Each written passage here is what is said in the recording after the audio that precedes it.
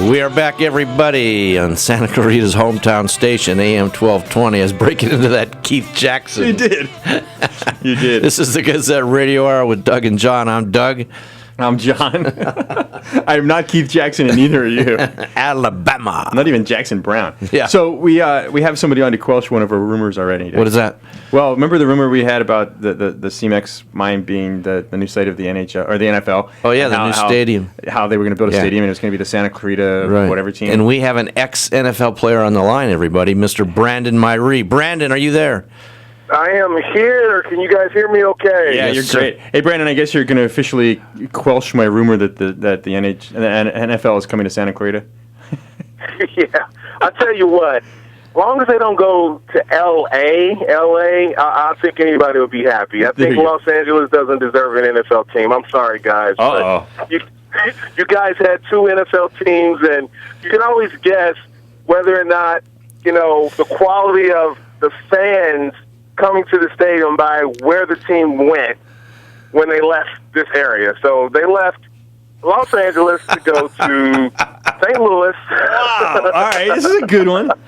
And Oakland. So you figure, all right, they wanted to get out of L.A. so bad, but we shall see. I got a feeling L.A. is going to be another team. And if they come to Santa Clarita, more power to them. Yeah, I don't think that's going to happen. But no, okay, all right, but wait a minute. Back up a second. All right. Ex-NFL player. You played Denver, Green Bay. Yes. Right? From the University of Pittsburgh.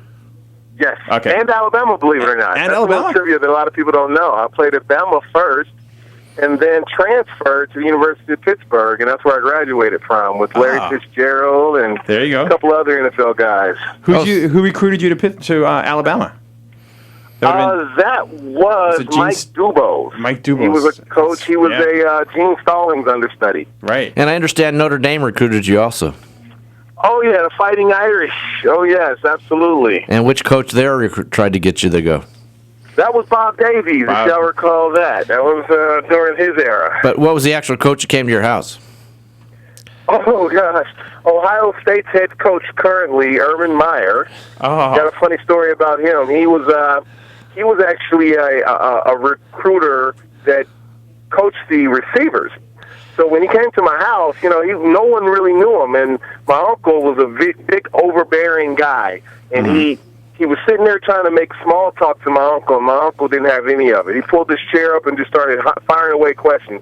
So after it, Coach Meyer was so shook that he was asking me, how did I do? Did I do okay?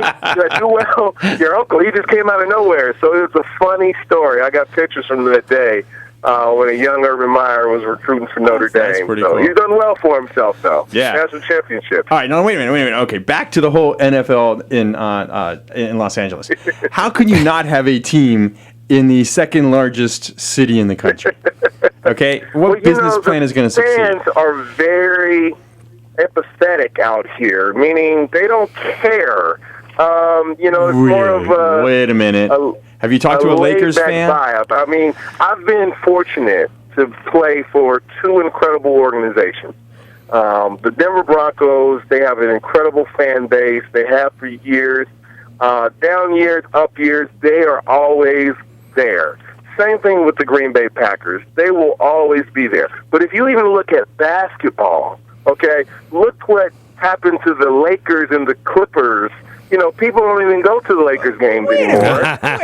He's right, they show John. up at the Clippers games because they're on the bandwagon now. But how many people? They're not even in the playoffs. Now they're showing up to Golden State. I didn't know Golden State had a team until last week. I thought well, that's California. The ABA voted in '76. That's California. No, what happens is, okay, this is very easy to explain. Okay, and being a former Washington Redskins fan, okay, it's very easy to explain.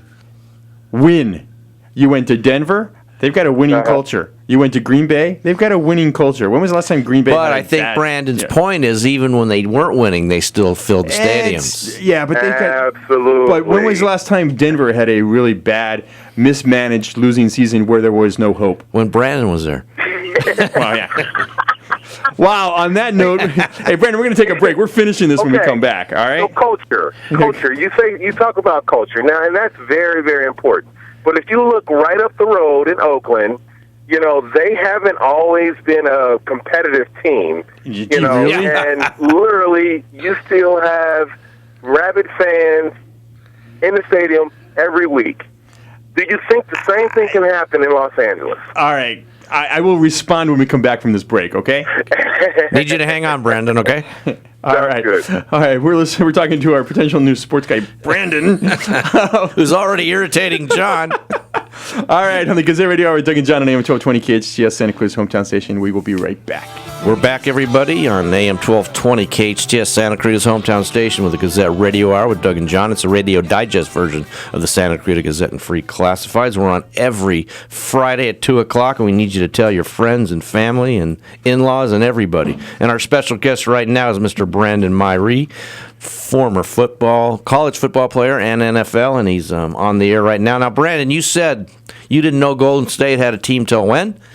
I tell you what, last week, I promise, they've been off the map so long, I really thought that they wore those tight shorts last time that they played, those real small, tight shorts from the 70s. And shot their free throws underhand. I tell you what, they made a statement yesterday. They came out and made a statement. They made a statement like you made a statement when you took your shirt off at the beach, Doug. I promise. It was a statement. And that's an ugly statement. Pick and rolls. Yours was rolls and rolls, but their pick and rolls and their running gun style, they were awesome. They're looking like the team to beat right now. But Brandon, aren't they just coming back around, and we'll see where it goes. They're a shooter team, right? They're a shooter team. They're outside shooting. You got Klay Thompson and you got Steph Curry, who they're really good with the pick and roll. And I don't know whether that doesn't constitute creating your own shot. If their shots aren't falling, they're going to get beat, and that's what happened. And that's what happened the first couple of games. I agree. You live by the jump shot and you die by it. So if you have an off night, you definitely are susceptible to losing. And I think if they're able to keep this up, it'll go well. But yeah, you're exactly right. If they don't, it's gonna be a short series for them. But I tell you what, if the Cleveland Cavaliers had Love, what's his first name? Kevin Love, and who's the other guy that got hurt? Kyrie. Kyrie. If they had those two guys, I think we'd be singing a different song. Yeah, I think injuries play a big part of the game, and when you win championships, you kind of come out unscathed as much, right. But that's just the way the ball bounces, and Golden State has a deep bench, so I don't think Cleveland is as deep as Golden State. So it should be I think fun it's going to be a war of attrition. Yeah, it should be fun the rest of the way. All right, here's a question for both you guys, and I'm making this up as I go along. You ready? Okay. You have one player, and you can have 5 of the exact same player. Okay, so like 5 Magic Johnsons, right? 5 Shaquille O'Neals, 5 LeBron James. Okay, is any forget LeBron James because I think he's going to win it all. Right. If you have 5 LeBron James, is anybody going to be able to beat him? Good question. 5 Michael Jordans wouldn't beat him because Jordan couldn't play down low. 5 Shaquille O'Neals couldn't beat him. He might find a way. 5. I think he could find a way. I'd say I don't know. 5 Wilt Chamberlains, maybe. Yeah. I mean, this was good. I mean, it's a good question because LeBron does it all. I think that's what he does. I think he's the greatest player. You have to say he's the greatest player ever. But I think he's kind of cementing his legacy as we speak. If he's able to pull this out, I think his legacy will be sealed. I know people like to make comparisons to Jordan and Kobe. I think he's kind of forging his own path. It's not necessarily in the same way those guys had done it, but I really think his legacy will be sealed if he's able to pull this out with the obstacles that he faced. I mean, his legacy will be sealed, much like Doug on prom night. I promise when he got we went through that when he got voted for homecoming court, I think. I think that's when his legacy was sealed. No, that's when his legacy was over. That was it for him. Hey, Brandon, I got an NFL question for you real quick. Right now we're about 5 weeks out from training camp, right? Yes, sir. What are those guys doing right now? Are they sitting around eating, drinking beer all day, or how are they getting ready for training camp?